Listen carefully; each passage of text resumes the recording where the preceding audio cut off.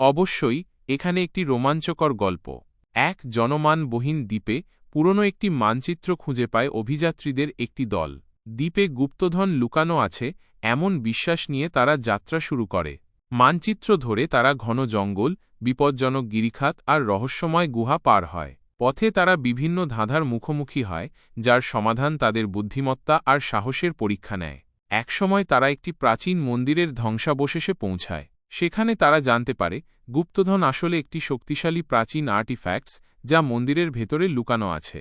তারা মন্দিরে প্রবেশ করে, কিন্তু সেখানে তারা বিভিন্ন ফাঁদ ও প্রহরী দ্বারা আক্রান্ত হয়। অনেক কষ্টে তারা সব বাধা অতিক্রম করে গুপ্তধনের কাছে পৌঁছায়।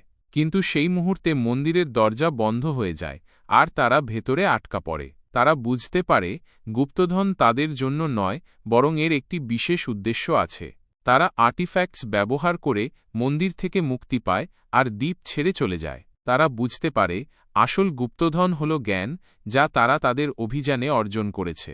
এই গল্পটি একটি রোমাঞ্চকর অভিজ্ঞতার কথা বলে, যেখানে বিপদ, ধাঁধা আর সাহসিকতা এক হয়ে যায়।